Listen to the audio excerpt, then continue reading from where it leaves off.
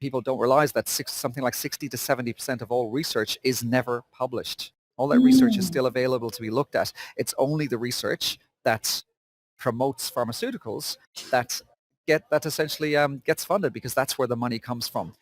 The research that shows that some medications don't work gets put in a drawer and rarely seen by people. Hi, my name is Yana. Thank you for watching. This episode starts with an audio introduction and continues with the video content. So remember to watch it until the end. And subscribe to this channel, leave a comment, share with friends. Thank you for being here and listening to Timeless Teachings. You are listening to Timeless Teachings, a global podcast with Yana Fry. We talk about consciousness, human potential, and mysticism in daily life.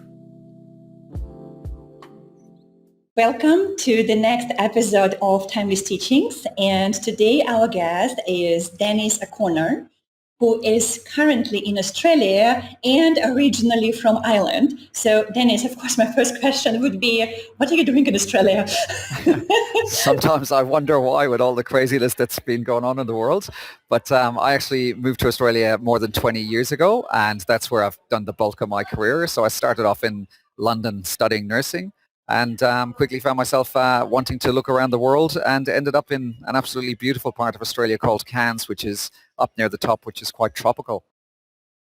I love that. And Australia is also one of those places around the world where the nature is still intact as much as it can, and people try to grow their own food, and organic farming is big in Australia, and just in general holistic lifestyle. And I feel it comes together with the topic of our conversation today, where we are going to talk about the healthy living, about to take or not to take medicines and the whole medical industry, and also everything related to the holistic health. And I'm just so excited. So, and it's also such a big subject. So let's decide together, Dennis, where do we begin with that?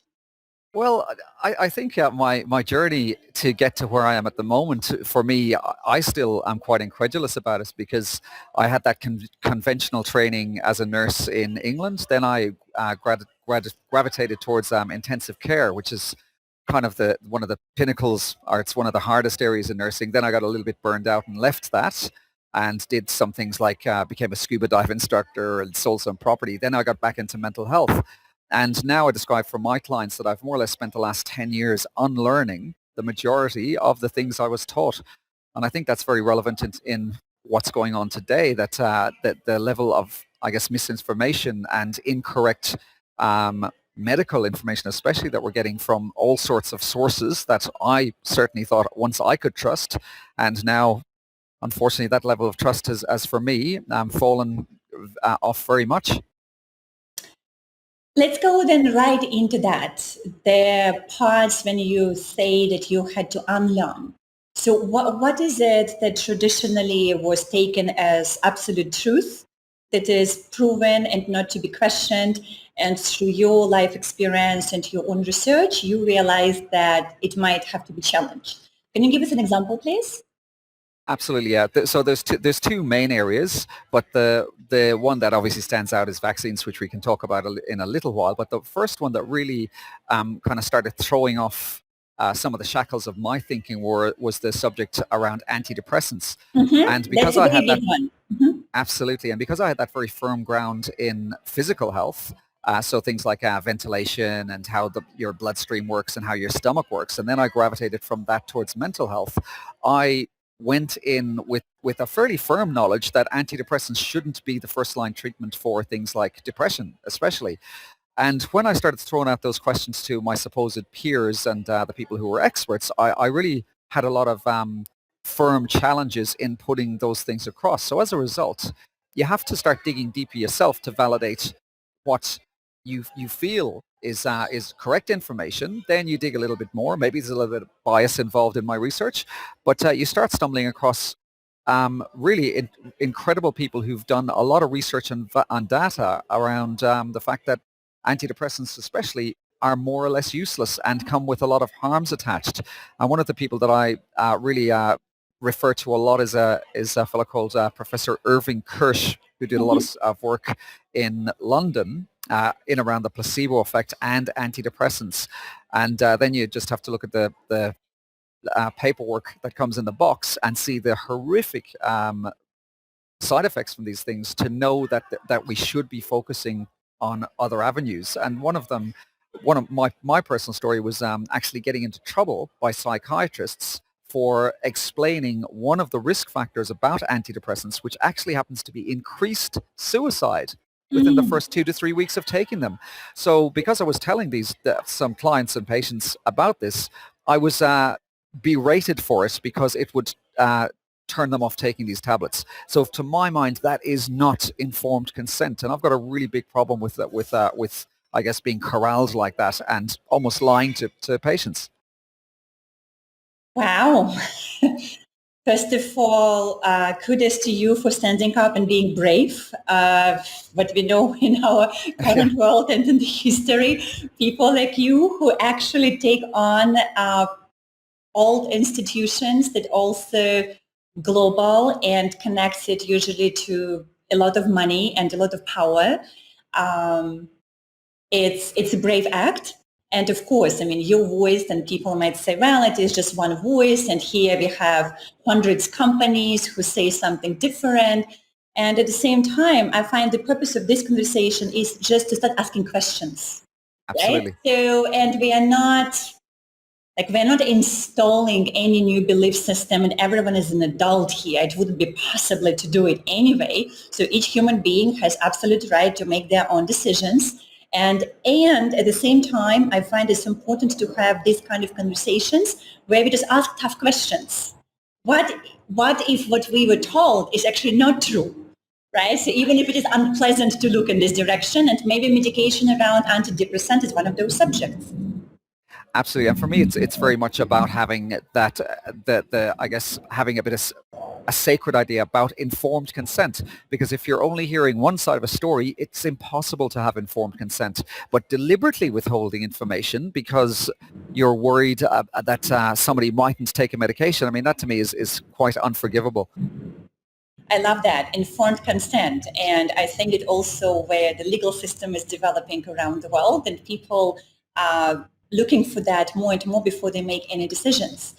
So what would you say to people who are listening it right now and perhaps actually they are on antidepressants, could well be, or someone in their family who is close to them, and so here they are receiving this information, it might not be working, and it comes as a shock if they hear it for the first time. So what can they do?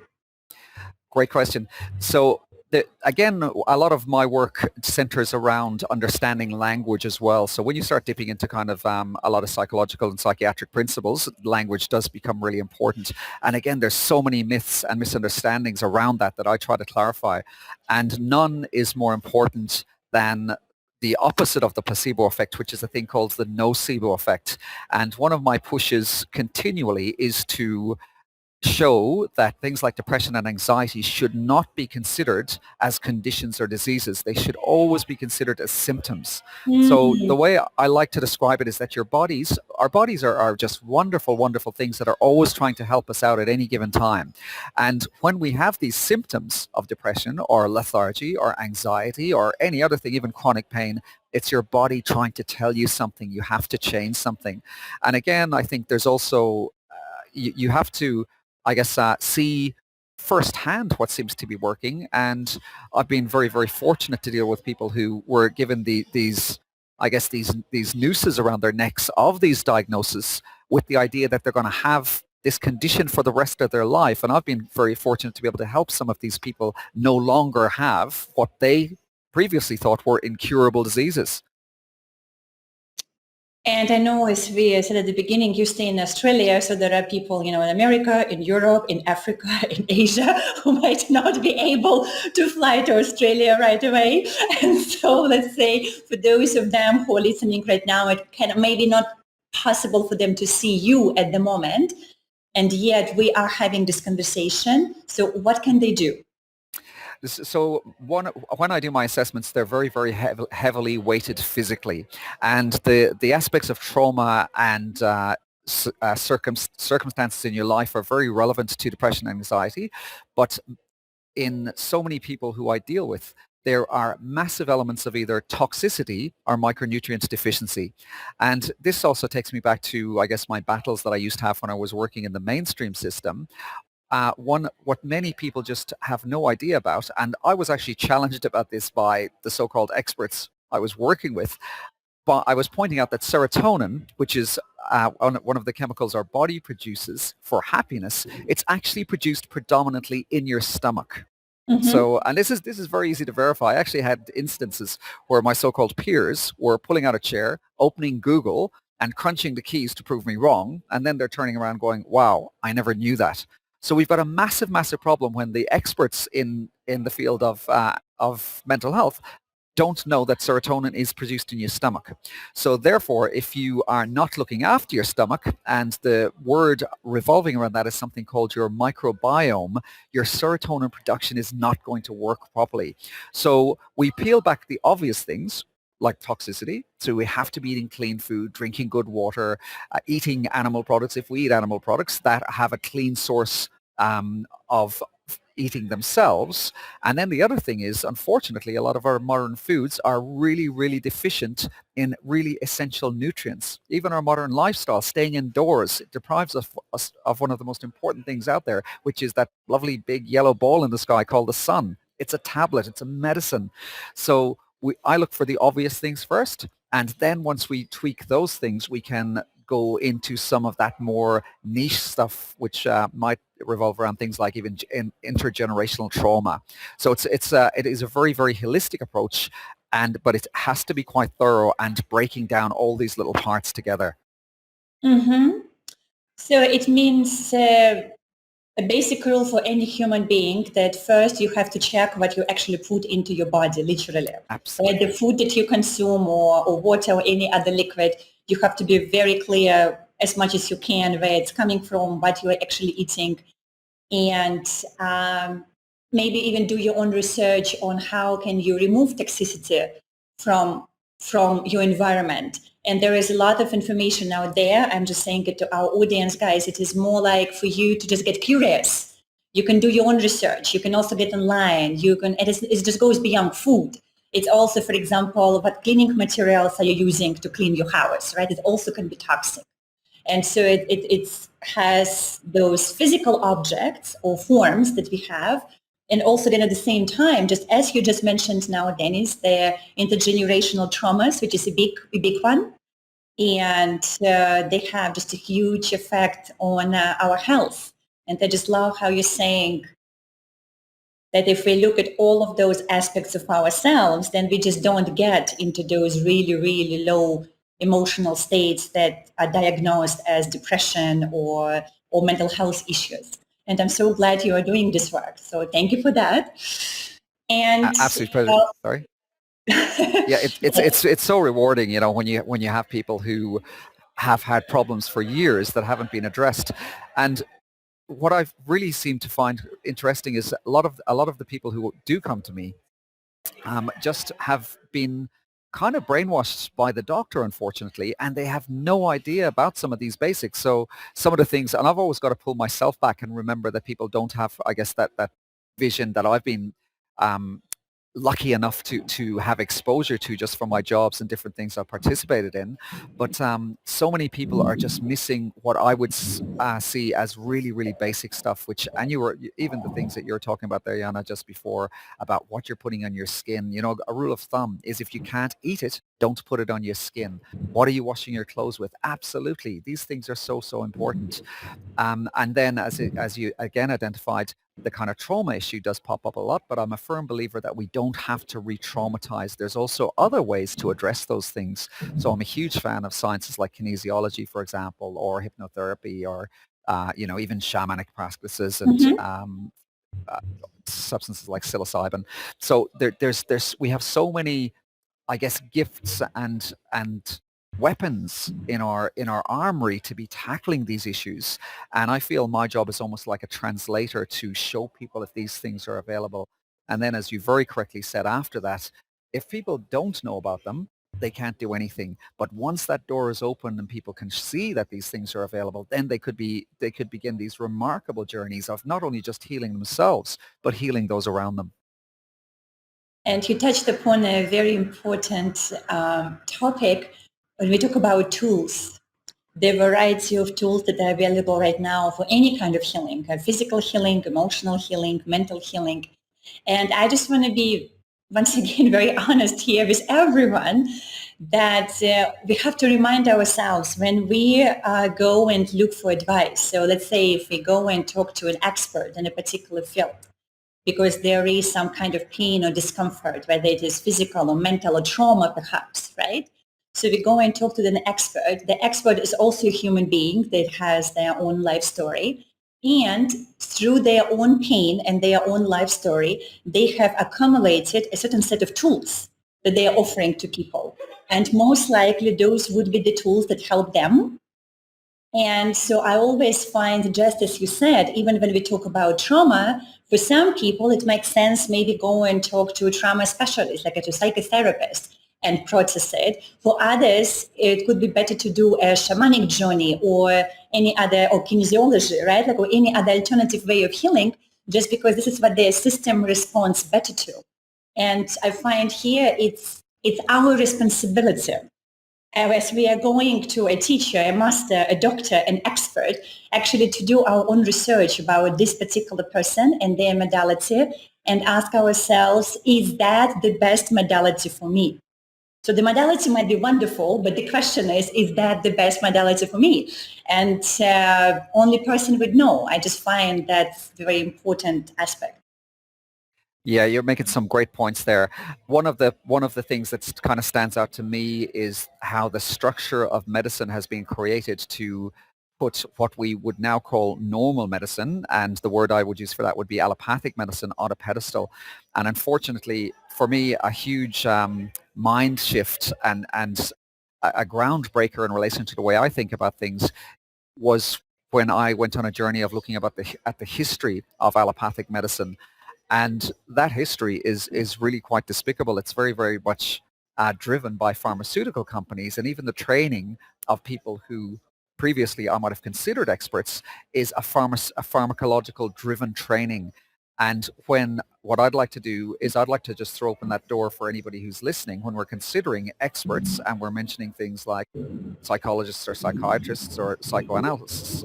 I would be very strongly suggesting that those people, we should be very, very skeptical about what information they're giving and where their training is coming from.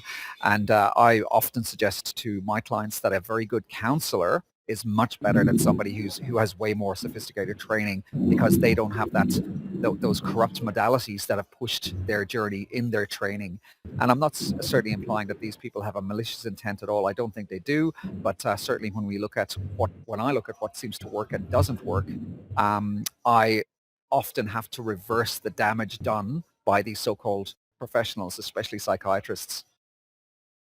And I think also if we just look in general at the medical industry, I mean, I definitely have seen it so many times at the doctor's office that pretty much any established doctor who would have an office, and especially if they have been in the industry for a while, they would have developed partnerships with different companies, usually pharmaceutical companies who produce different medications. So it means that the doctor would make a choice, and we can just hope that the choice was for the greater well-being of their patients and not merely financial, right, where the bigger profit is. And those would be the medications that would be prescribed in this particular clinic. And that's why very often, especially privately, right, like a private clinic. So that's why when we go and see different doctors, they might give or prescribe different medications. And there's a common rule. You always need to get at least 1 second opinion about anything remotely serious, just for even that reason. And this is just like a reminder to all of us that doctors are also humans. And maybe in the old days, there was a greater trust from patient's point of view, where you would just show up and the doctor is like a god who prescribes something. But then what we have seen in the world, and I also have seen it like up close within my family and people I know very closely. There is so much mistakes that also doctors do simply because they are human, and humans just do mistakes in any area of life. So it's very normal. But when it comes to health, it just could be very costly. And usually it's very tightly regulated. So it's hard to prove those things, because then in almost every developed country, when you're signing off everything, when you go into major like operation, when you go into major treatment, so no one's responsible for anything. But then I find it's exactly what you said. For those who are there to receive advice, then it becomes our responsibility to check everything. And like when you go and see, especially if it's related to medications, ask your doctor or the expert you're going to, what is it specifically? What is it for? What are the side effects? What is the statistics? At least that, because very often people don't receive even that information. So something is being given to them, and then at the counter, they just receive that, and there is a way how to take it, and then you go home, you do it, never asking questions. What is it? What is it made from? Is it compatible with my system? Right? So, I mean, if you already go into this traditional medicine, then at least do the best research you can. And at the same time, I think the world now moving more and more into the holistic approach. Like people really feel it is time. So I'm with you on that, Dennis. I feel that any illness should be able to be treated with the holistic methodology. You just have to find out what it is. And our ancestors definitely knew more than we know now. So we have to remember what it was. And holistic health should be rising. Absolutely. And there's so many points just to cover in that little conversation there. But again, when we don't know about some areas of research, where really our hands are tied.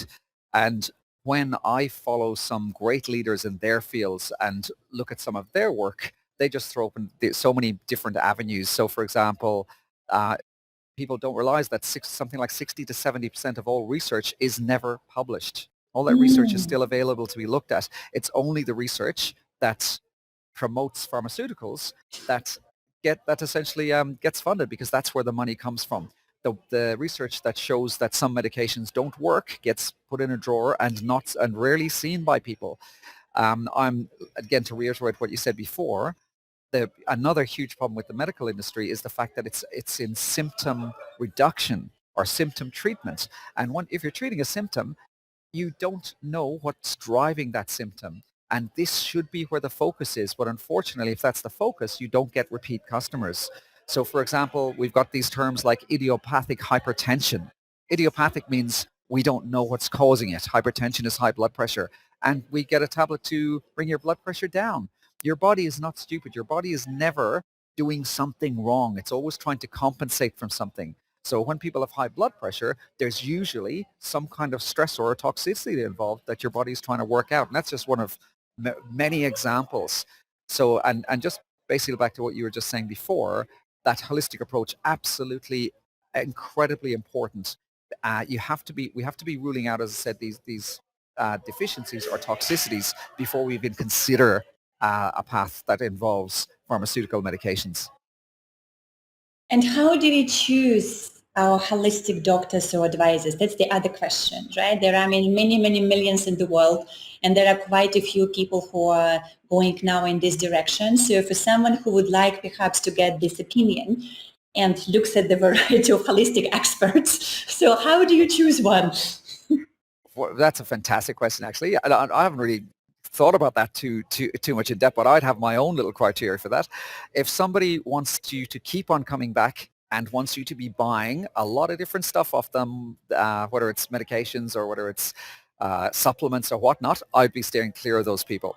The second thing I'd be considering is, are they local? And is there a way that you can find out some testimonials from them, people who have went to them? And for example, in my local area here, there's some fantastic people who are having great results with different illnesses and different treatments. So I refer a lot of my clients to some of those people. So definitely do your investigations, talk to as many people as you can, see if they seem to be working with integrity. again, when I'm dealing with clients, I don't want them coming back to me. If they're not coming, if they feel like they have to come back to me a lot, I'm missing something there. I'm not the right person for them. And the normal medical models have this repeat customer thing going on. Again, that's a business model. A repeat customer generates more income. So a lot of what I do is more or less, I try to have this in my thinking to do the opposite of what these conventional systems are doing. It is so true, and I love the word integrity. And what you touched upon here, we're talking about community pretty much. And I just remember, for example, when I was growing up, I mean, we had like a one pediatrician, there was one doctor, it was a woman, and she was looking after every child in this particular neighborhood where I was living, and she was doing it for 30 years of her life, right? So it's a generation after generation in that sense. And it also gives you this element of trust. You know where the person is coming from. You know where the family is living. You know what kind of family they have. You know people who saw them maybe 10, 15 years ago. And I just find it again, perhaps how it used to be in the older days, the community wisdom and also the accountability that we usually have within our community is far greater than when we work with people we have no idea where they come from and we don't know anything about them, right? It's like one of those rules, maybe smaller towns or like a tighter communities where actually people hold each other to be truthful because they see each other every day. And so with the modern world and this interconnectivity and globalization, everyone moves around so much. And sometimes you meet someone and you realize you know nothing about that person. And you probably should do your research, especially when it comes to your health. Absolutely. Absolutely. It even just makes me think. But again, one of the little stories I have recently, I just got a video from a client today in relation to, I've been seeing his dog as a patient, and now about 8 weeks ago, the dog was given 2 weeks to live. And that's so 6 weeks later. So the first picture, I've got a couple of really quite incredible pictures. This poor dog looks like he is dead on the first picture. And the video I got yesterday is this dog that's running around barking, can't wait to eat. So I mean that really for me is a really it's a blight on the current veterinary system, which resembles the allopathic medical system very, very closely. There are so many different answers. There's so many different remedies which people are able to access. And something else you're touching on really, which I think is very, very important. We've managed to survive for thousands, if not hundreds of thousands of years. And there were modalities that have been carried through traditionally, which were working for people. And now we've just been, I think, brainwashed with something called the science to tell us that this is the pinnacle of our existence. Well, I really, the more I do my research and the more I look at things, I think that's far from the truth. I think some of these much older modalities have absolutely incredible merit. And again, acupuncture being a great example, one that's been used so successfully for tens of thousands of years in Asia. Absolutely. And I actually didn't know, Dennis, that you're also supporting animals as your patients because That was an accident. I just lost a dog, like literally like a week Oh, ago or something. I mean, wow. she was at the age, she was 12 and a half years old, medium-sized dog. So for her size, I mean, it was a good life. But to be honest, if I knew you were working with the dog, I would at least try to reach out because for But those who have pets, they become yeah, like family members, right? It's like that's visiting a human. absolutely, that's one of two dogs. So basically, this dog belonged to a friend of mine, so it was more of an accident than actually advertising anywhere. But that person was talking to another person at the local markets who reached out to me, and that dog was also given 2 weeks to live. So that was about 4.5 weeks ago. And since then, this other dog is also starting to eat again, and looking like it's turning quite a significant corner. So it's quite interesting, I guess, for me. Just my forte is obviously people. That when you, I guess, try to put this good energy out, you don't necessarily end up just helping. It's not necessarily that you're going to go in the direction you think you are. Just other interesting little things seem to spring up from that. Exactly. And You were also talking about vaccinations. Maybe let's just, Oh, I know it's a huge subject and yeah. probably at least 3 hours conversation. So let's try to keep it, condensed with the timing and just Yeah. touch upon this, your point of view, research you have done. What do you think? Of course, the most common, which is most people have been vaccinated in the last 3 years, right? So tell us about vaccinations. Yeah, it it really reinforces to me my opinion that the medical system is somewhat of a cult. And I started looking into the whole area of vaccinations about, I don't know, 2, 3 years or so before COVID kicked in. And I remember even just starting my investigations of looking, I was nervous, and I'm not a very nervous person. I've kind of done martial arts and I'm fairly confident, but just typing in some information to research about questioning the platform, the basics of the whole medical system, which is vaccinations, was making me anxious. I look back now and I'm really incredulous at the amount of fear I had to do that. And the first one I looked at was basically the polio vaccine. And initially for about 2, 3 weeks, I was saying, now this is rubbish, this is rubbish. And then after a while, you're thinking, wow, can this be true? And after a while, really, and I can say again, people don't have to listen to me. It's just about opening that door. People have to do their own research in this, but I would say from my perception, there hasn't been one vaccine that has ever been efficacious for humanity, and I think they all have been harmful. And the polio one is a really good example of that. So we think that polio has disappeared. It hasn't. The vaccine for polio that caused the reduction in polio came out roughly the same time when genetic marking came out. And when genetic marking came out, the polio vaccine was broken up into 4 different diseases. So overnight, 70% odd of all polio diagnoses just disappeared. And that was Mm. conveniently at the same time as the polio vaccine came out. Then we have other absolutely empirical research to show that hygiene was one of the biggest things responsible for these massive cleanups in other so-called diseases that vaccines were meant to have fixed. And then we can look at a thing called DDT, which is a horrendous poison that was being sprayed on everybody. And if you track the DDT sales in the 1920s and the 1910s, along with rates of polio, with a 6-month lag, they're exactly the same. So DDT was cancelled, so then polio went down, and all this is attributed to a vaccine. So that for me was just really shook all my thinking in relation to the foundations of the medical system. And it was really quite traumatizing going through that realization that one of the pinnacles of my belief systems was shattered. And at the same time, many people have been vaccinated, right, as children and as adults.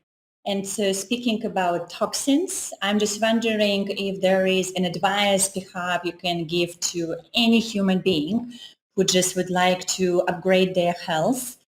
What are the ways to somehow reduce the negative imprint of the vaccination and to clean your body from the toxins that any human can do? Excellent.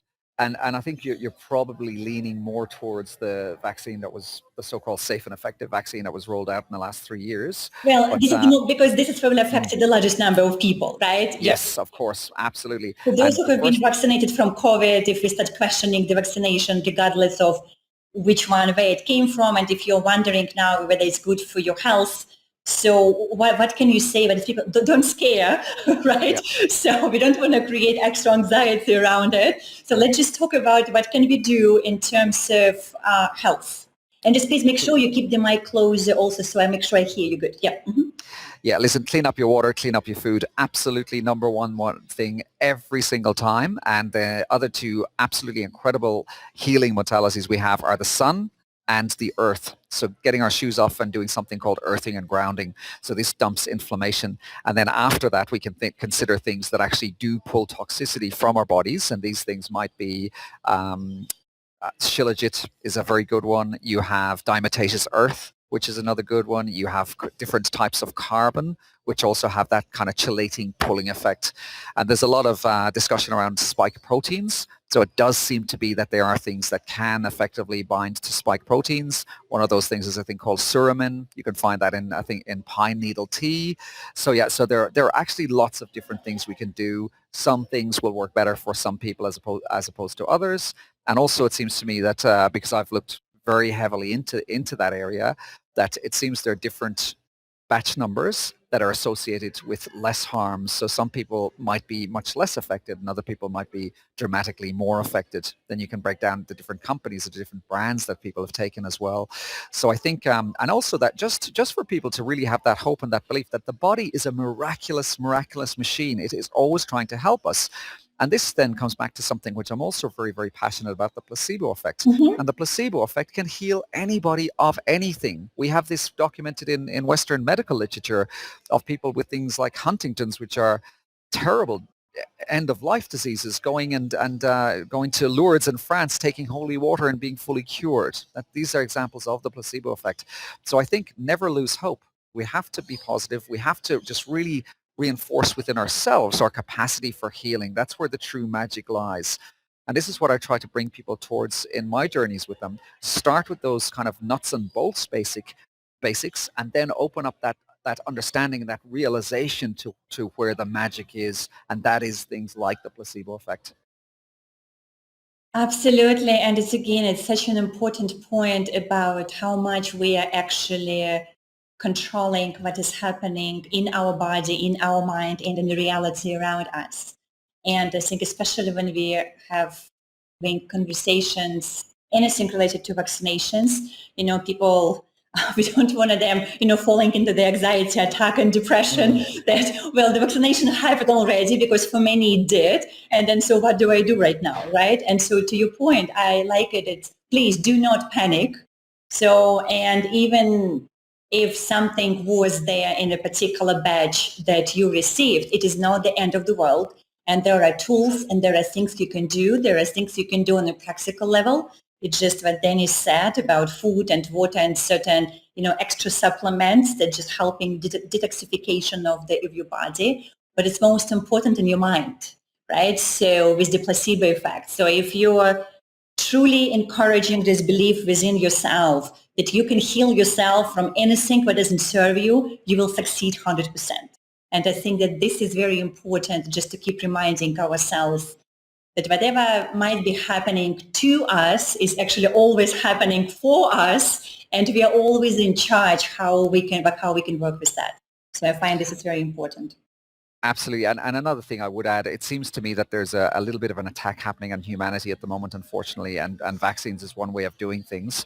But these very, very huge multi-corporate companies, including pharmaceutical companies, including these massive brands that are controlling our shopping and our food, and this relates back to something that you said before, that importance of community. So we need to be going back to knowing who's growing our food, knowing where our water is coming from.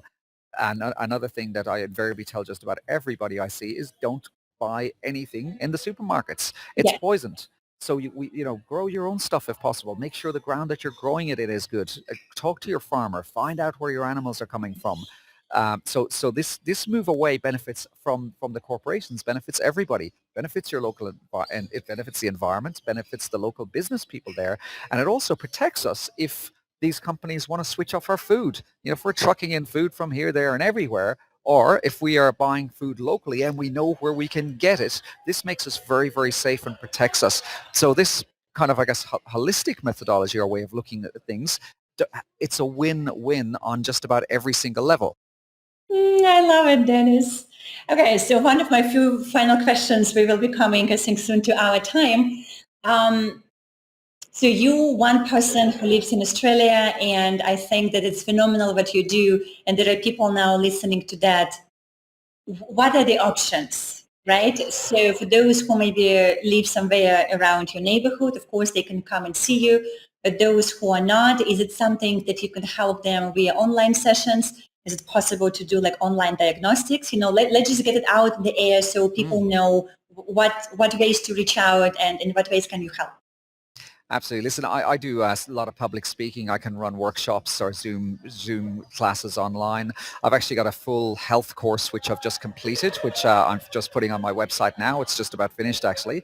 But yeah, people can contact me on Dennis, Dennis, at awakeninginhealth.com for any information. I do Zoom consults that involves a fairly thorough questionnaire or an assessment. Then the the consults usually take at least 90 minutes because they're fairly thorough by the time I go through the different parts that are going wrong in people's lives and then delivering the information they need to hear. Sometimes they can take up to 2 hours, and then afterwards there's a follow-up assessment plan that the people will have to be able to follow as well. But yeah, certainly, listen, I think we're in really tough circumstance at the moment. So the more I can do to, keep people strong and help people, that I'm getting a benefit from that as well. I feel much better about myself doing things that I know that are working. But yeah, I'm certainly open for anybody to reach out to me, and I can try and help. And again, I'm not promising anything. It's about other people giving that responsibility back to people about their own health. But again, just opening those doors of possibilities that people mightn't have heard about before. Exactly. And of course, we're also going to include all the relevant links for people to connect with you in the description of the podcast and YouTube. So guys, please make sure you check it out and you can link and click directly. And my final question for today, Dennis. So if you were to talk to a 7-year-old today in any country around the world, what advice would you give them? Any particular country or any country? Anywhere. So we go global, right? Anywhere. Gotcha. And a 7-year-old, so Yes. a young person. Okay, Yes. I would have to say question everything and have love and gratitude for everything. I love that. Thank you so much for being with us today, Dennis. And thank you guys for showing up and also listening to our conversation today. We're going to be back with another guest soon. And in the meantime, just remember to subscribe to the podcast and YouTube channel, and we talk soon. Awesome, Yana. Thank you so much. A gentle reminder that this is not a regular podcast, because here we have no rules and no scripted questions. All conversations are spontaneous, unfiltered, and real with people from all over the world, regardless of their race, religion, nationality, skin color, language, or social circumstances. The intention for this podcast is to showcase the infinite variety of how human beings think and what they do to create happiness, fulfillment, self-realization, health, wealth, legacy, and overall, a truly spectacular life. Did you enjoy the interview? Feel free to share this episode with friends, subscribe to the podcast and YouTube channel, and follow us on social media. And remember, you are the master of your own life.